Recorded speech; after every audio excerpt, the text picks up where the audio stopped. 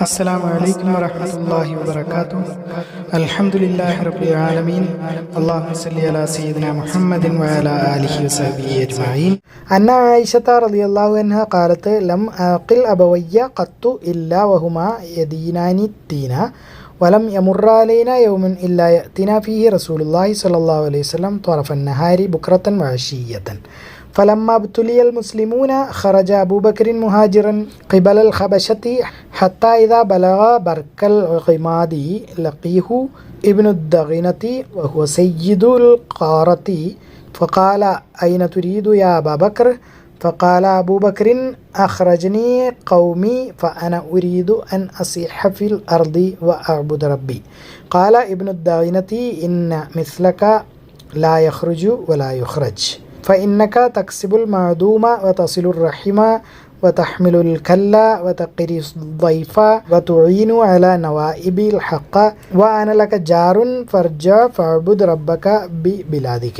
وارتحل ابن الدغنة فرجع مع أبي بكر فطاف في أشراف كفار قريش فقال لهم: إن أبا بكر لا يخرج مثله ولا يخرج، أتخرجون رجلا يكسب المعدوم ويصل الرحم ويحمل الكلا ويقري الضيف ويعين على نوائب الحق. فانفضت قريش جوار ابن الدغنة وآمنوا أبا بكر وقالوا: لئن دغنة مر أبا بكر فليعبد ربه في داره فليصلي وليقرأ ما شاء ولا يؤذينا بذلك ولا يستعلن به، فإن قد خشينا أن يفتن أبناءنا ونساءنا. قال ذلك ابن الدغنة لأبي بكر، فتفق أبو بكر يعبد ربه في داره ولا يستعلن بالصلاة ولا القراءة في غير داره. ثم بدا لأبي بكر فابتنى مسجدا بفناء داره وبرز فكان يصلي فيه يقرأ القرآن، فيتقصص عليه نساء المشركين وأبناؤهم يعجبون وينظرون إليه. وكان أبو بكر رجلا بكاء لا يملك دمعه حين يقرأ القرآن. فأفسى ذلك أشراف قريش من المشركين فأرسلوا إلى ابن الدغنة فقدم عليهم فقالوا له: إنا كنا أجرنا أبا بكر على أن يعبد ربه في داره، وإنه جاوز ذلك فابتنى مسجدا بفناء داره وأعلن الصلاة والقراءة، وقد خشينا أن يفتن أبناءنا ونساءنا فأته، فإن أحب أن يقتصر على أن يعبد ربه في داره فعلا، وإن أبى إلا أن يعلن ذلك فسله أن يرد إليك ذمتك، فإن كرهنا أن يغفرك ولسنا مقرين لأبي بكر الاستعلاني. قالت عائشة: فأتى ابن الدغنة أبا بكر فقال: قد علمت الذي عقدت لك عليه، فإما أن تقصر على ذلك وإما أن ترد إلي ذمتي، فإني لا أحب أن تسمع العرب أني أخفرت في رجل عقدت له. قال أبو بكر: فإني أرد إليك جوارك وأرضى بجوار الله ورسول الله يومئذ بمكة. فقال رسول الله صلى الله عليه وسلم: قد أريت دار هجرتكم، رأيت صبحة ذات نخل بين اللابتين وهما حرتان، فهاجر من هاجر قبل المدينة. حين ذكر ذلك رسول الله صلى الله عليه وسلم ورجع إلى المدينة بعض من كان هاجر إلى أرض الحبشة. وتجهز أبو بكر مهاجرا فقال له رسول الله صلى الله عليه وسلم: على رسلك فإني أرجو أن يؤذن لي. قال أبو بكر: هل ترجو ذلك بأبي أنت؟ قال: نعم. فحبس أبو بكر نفسه على رسول الله صلى الله عليه وسلم ليسحبت وعلف رحلتين كانتا عنده ورق السمر 4 أشهر. ഒന്ന് രണ്ട് കാര്യങ്ങൾ കൂടി അബൂബക്കർ സിദ്ദീഖിൻ്റെ ഗുണഗണങ്ങൾ. അദ്ദേഹം ജീവിതകാലത്ത് വിഗ്രഹാരാധന നടത്തിയിട്ടില്ല. ആയിഷ റളിയല്ലാഹു അൻഹയുടെ വേറൊരു ഹദീസിൽ അത് പറയുന്നുണ്ട്. ജീവിതത്തിൽ ഒരിക്കലും വിഗ്രഹാരാധന നടത്താത്ത വളരെ അപൂർവ ആൾക്കാരേ ഉള്ളൂ.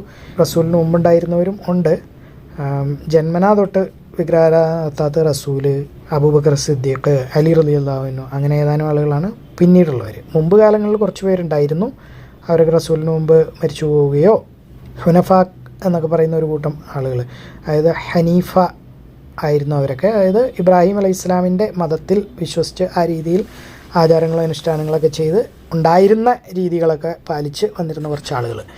അപ്പോൾ അങ്ങനെയുള്ള ആളുകളിൽപ്പെട്ടതാണ് അസ്-സിദ്ദീഖ് എന്ന് പറയുന്ന ജീവിതത്തിൽ ഒരിക്കലും വിഗ്രഹാരാധന നടത്തിയിട്ടില്ല. ബാക്കി പറയുന്ന ഇപ്പോൾ ഉമർ റളിയല്ലാഹു അൻഹു പോലും വിഗ്രഹാരാധന നടത്തിയിട്ടുണ്ട് ആയ കാലം 10-28 കൊല്ലത്തോളം. അള്ളാഹു നമ്മളതിൽ നിന്ന് കാത്തുരക്ഷിക്കട്ടെ, ആമീൻ. കടങ്ങൾ അദ്ദൈൻ. അബൂ ഹുറൈറ റളിയല്ലാഹു അൻഹു വിശദീകരിക്കുന്നു, എപ്പോഴൊക്കെ അള്ളാഹുവിൻ്റെ റസൂൽ സല്ലല്ലാഹു അലൈഹി വസല്ലമയുടെ അടുത്തേക്ക് മരിച്ച മയ്യത്തിനെ കൊണ്ടുവന്നിട്ടുണ്ടോ മയ്യത്ത് നിസ്കരിക്കുന്നതിന് വേണ്ടിയിട്ട്, അദ്ദേഹം ചോദിക്കുമായിരുന്നു തിരിച്ചു കൊടുക്കാനായി അദ്ദേഹം എന്തെങ്കിലും വിട്ടിട്ടുണ്ടോ, അതായത് കടമുണ്ടോ എന്നാണ് ചോദ്യം.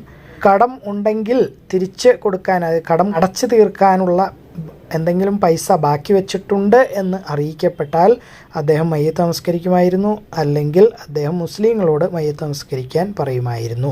അത് നിങ്ങളുടെ സുഹൃത്തിന് വേണ്ടി നിങ്ങൾ നമസ്കരിക്കൂ എന്ന് പറയുമായിരുന്നു. അള്ളാഹു റസൂൽ സല്ലല്ലാഹു അലൈഹി വസല്ലമയെ സമ്പന്നനാക്കി യുദ്ധങ്ങളിലൂടെ. അപ്പോൾ അദ്ദേഹം പറഞ്ഞു, ഞാനാണ് ഏറ്റവും അർഹതപ്പെട്ട അല്ലെങ്കിൽ ഉത്തരവാദിത്തപ്പെട്ട ആൾ, വിശ്വാസികളെ സംരക്ഷിക്കുന്ന മറ്റുള്ള വിശ്വാസികളെക്കാൾ വിശ്വാസികളെ സംരക്ഷിക്കാൻ ഏറ്റവും യോഗ്യൻ. അതുകൊണ്ട് ഏതെങ്കിലും ഒരു മുസ്ലിം കടത്തിൽ മരിച്ചാൽ അവൻ്റെ കടം തിരിച്ചടയ്ക്കുന്നത് എൻ്റെ ഉത്തരവാദിത്തമാകുന്നു. ആരെങ്കിലും പണം വിട്ടിട്ട് സമ്പന്നനായിട്ടാണ് മരിക്കുന്നതെങ്കിൽ ആ പണം അവരുടെ അവകാശികൾക്ക് ഉള്ളതാകുന്നു. അപ്പോൾ റസൂൽ സല്ലല്ലാഹു അലൈഹി വസല്ലമ ഒരു പരസ്യ പ്രസ്താവന പോലെ നടത്തി, ഇനി ആര് കടത്തോടുകൂടി മരിച്ചാൽ ആ കടം വീട്ടുക എന്നുള്ളത് എൻ്റെ ഉത്തരവാദിത്തമാണ്. അപ്പോൾ കടം ഏറ്റെടുക്കുന്നതിനെ പറ്റിയിട്ടുള്ള ഹദീസുകളാണ് നമ്മൾ പഠിക്കുന്നത്. അൻ അബീ ഹുറൈറത്ത റളിയല്ലാഹു അൻഹു അന്ന റസൂലുള്ളാഹി സ്വല്ലല്ലാഹു അലൈഹി വസല്ലം കാന യുഅതി ബിർറജുല അൽ മുതവഫ അലൈഹി ദൈനു ഫയസ്അലു ഹൽ തറക ലിദൈനിഹി ഫത്റൻ ഫഇൻ ഹുദ്ദിസ അന്നഹു തറക ലിദൈനിഹി വഫാ അസ്വല്ല വഇല്ല ഖാല ലിൽ മുസ്ലിമീൻ സ്വല്ലു അലാ സ്വഹിബിക്കും ഫലമ്മ ഫതഹല്ലാഹു അലൈഹിൽ ഫുതൂഹ ഖാല അന ഔലാ ബിൽ മുഅ്മിനീന മിൻ അൻഫുസിഹിം ഫമൻ തുഫിയ മിനൽ മുഅ്മിനീന ഫതറക ദൈനൻ ഫഅലയ്യ ഖദാഉഹു വമൻ തറക മാലൻ ഫലി വരിസതിഹി. അങ്ങനെ കഫാല എന്നുള്ള ഈ കിതാബ് കഴിഞ്ഞു. നമ്മളിതിൽ പഠിച്ചത് എന്താണെന്ന് ഓടിച്ചു നോക്കാം. ഇതും ഒരു വളരെ ചെറിയ കിതാബായിരുന്നു. കഫാല എന്ന് പറഞ്ഞാൽ ഒരു ആൾക്ക് വേണ്ടിയിട്ട് അയാളുടെ കടം തരുന്നത് വരെ സാവകാശം ചോദിക്കുകയും അതിന് ജാമ്യം നിൽക്കുകയും ചെയ്യുന്ന ഒരു പരിപാടിയാണ്. അതല്ലെങ്കിൽ അയാളുടെ കടം ഏറ്റെടുക്കുന്ന ഒരു പരിപാടിയാണ്. ആ കടക്കാരൻ്റെ അടുത്ത് നിന്ന് ആ കടത്തിൻ്റെ ഉത്തരവാദിത്തം ഏറ്റെടുത്താൽ ആ കടം അടച്ചു തീർക്കുകയോ അല്ലെങ്കിൽ അടച്ചു തീർക്കാൻ പറ്റിയില്ലെങ്കിൽ അതിന് തത്തുല്യമായ ശിക്ഷയുണ്ടെങ്കിൽ അത് ഏറ്റെടുക്കുകയോ ചെയ്യണം ആ കടം ഏറ്റെടുക്കുന്ന ആൾ. അതായത് മൊത്തത്തിൽ ഒരു ഉത്തരവാദിത്ത കൈമാറ്റാണത്. അതിൽ പിന്നെ ഒഴിവ് പറയാൻ പാടില്ല. മദീനയിലുള്ള അൻസാരികൾ മക്കക്കാരുമായിട്ട്, അതായത് മുഹാജിറുകളുമായിട്ട് ഉഖുവത്തുൽ ഇസ്ലാമിയ, ഇസ്ലാമിക സാഹോദര്യം ഉണ്ടാക്കിയത് റസൂൽ ഉണ്ടാക്കി കൊടുത്തത്. അതിലൂടെ അവർക്ക് സമ്പത്ത് കൈവശപ്പെട്ടത്, അതായത് അൻസാരികൾ അവരുടെ പകുതി സമ്പത്ത് അവരുടെ കൂടെയുള്ള മുഹാജിർ സഹോദരന് കൊടുത്തിരുന്നു. അത് പക്ഷേ ആ ഒരു കാലഘട്ടത്തിൽ മാത്രമുള്ളതായിരുന്നു. അത് ക്യാൻസലായ ഒരു ഹദീസാണ്. ഈ കാലഘട്ടത്തിൽ അത് ബാധകം അല്ല, അല്ലെങ്കിൽ നിർബന്ധം അല്ല. പക്ഷേ ഏതെങ്കിലും ഒരു അന്യനാട്ടുകാർ കുടിയേറി പാർക്കുന്നവരോ അല്ലെങ്കിൽ അഭയാർത്ഥികളൊക്കെ ആയിട്ട് വരുമ്പോൾ അവർക്ക് നമ്മളുടെ സമ്പത്ത് കൊടുക്കുന്നതിൽ തെറ്റില്ല. പക്ഷേ അതൊരു നിയമം അല്ല. ഇപ്പോൾ മരിച്ച ആളുടെ ഒരു കടം ഒരാൾ ഏറ്റെടുത്താൽ അത് പിന്നെ ക്യാൻസൽ ചെയ്യാൻ പാടില്ല. ഏറ്റെടുത്ത ആൾ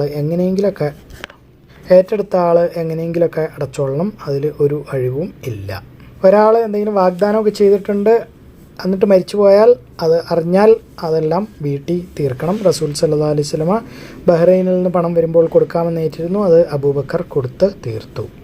അബൂബക്കറിന് ജീവ സംരക്ഷണം കൊടുത്തുകൊണ്ട് ഇബ്നുദ്ദോയ്ന എന്ന് പറയുന്ന ഒരാൾ മക്കയിൽ വന്ന് ഖുറൈശികളുമായി സന്ധി സംഭാഷണം നടത്തി. അത് കൊടുത്തത് നമ്മൾ കണ്ടു. അത് കൊടുത്താൽ ആ നാട്ടുകാർ പിന്നെ അയാളെ ഉപദ്രവിക്കില്ലായിരുന്നു. പക്ഷേ വാക്ക് തെറ്റിച്ചതുകൊണ്ട് ആ ജീവ സംരക്ഷണ വാഗ്ദാനം തിരിച്ച് എടുത്തതായിട്ട് നമ്മൾ കണ്ടു. അബൂബക്കർ സിദ്ദീഖ് അള്ളാഹുവിൻ്റെ സംരക്ഷണം മതി എന്ന് പറഞ്ഞതായിട്ടും നമ്മൾ കണ്ടു. കടങ്ങൾ ഉണ്ടെങ്കിൽ റസൂലിന് മയ്യത്തിൻ്റെ മേളിൽ മയ്യത്ത് നമസ്കരിക്കാൻ അനുവാദമുണ്ടായിരുന്നില്ല. കടം ഉണ്ടെങ്കിൽ ബാക്കി എല്ലാ മുസ്ലിങ്ങൾക്കും മയ്യത്ത് നമസ്കരിക്കാം. ആരെങ്കിലും ഒരാൾ ആ കടം ഏറ്റെടുത്താൽ ആ മയ്യത്തിൻ്റെ മേളിൽ റസൂലിന് നമസ്കരിക്കാവുന്നതാണ്. അവസാന കാലം ആയപ്പോഴേക്കും റസൂൽ അത്യാവശ്യം പണക്കാരനായി. വലിയ പണക്കാരൻ എന്നല്ല ഉദ്ദേശിക്കുന്നത്, പട്ടിണിയൊക്കെ മാറിയിട്ടുണ്ടാവും. അപ്പോൾ അദ്ദേഹം പറഞ്ഞു, ഇനി ഏത് മുസ്ലിമിനും എന്ത് കടം ഉണ്ടായാലും എന്ത് ബാധ്യത ഉണ്ടായാലും അത് വീട്ടുക എന്നുള്ളത് മറ്റ് മുസ്ലിങ്ങളെക്കാൾ എനിക്കാകുന്നു അവകാശപ്പെട്ട, അല്ലെങ്കിൽ അധികാരപ്പെട്ടത് അല്ലെങ്കിൽ ഉത്തരവാദിത്തപ്പെട്ടത്.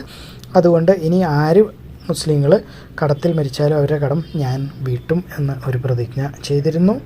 ഇതിലൂടെ നമ്മൾ പഠിച്ചത് അള്ളാഹു നമ്മൾക്ക് ഉപകാരപ്രദമാക്കി തരട്ടെ. ആമീൻ. അല്ലാഹുമ്മ ഗ്ഫിർ ലിൽ മുഅ്മിനീന വൽ മുഅ്മിനാത്ത് വൽ മുസ്ലിമീന വൽ മുസ്ലിമാത്ത്. അല്ലാഹുമ്മ അഇസ്സൽ ഇസ്ലാം വൽ മുസ്ലിമീൻ. ആമീൻ യാ റബ്ബൽ ആലമീൻ. അല്ലാഹു അഅലം. അല്ലാഹു എല്ലാ കാര്യങ്ങളും ഏറ്റവും നന്നായി അറിയുന്നു. നിങ്ങളിത് കാണുക, ഖുർആൻ പഠിക്കുക, എല്ലാവരിലേക്ക് എത്തിച്ചു കൊടുക്കുക. ബാറക്കല്ലാഹു ലി വലക്കും. അസ്സലാമു അലൈക്കും വറഹ്മത്തുള്ളാഹി വബറകാതുഹു.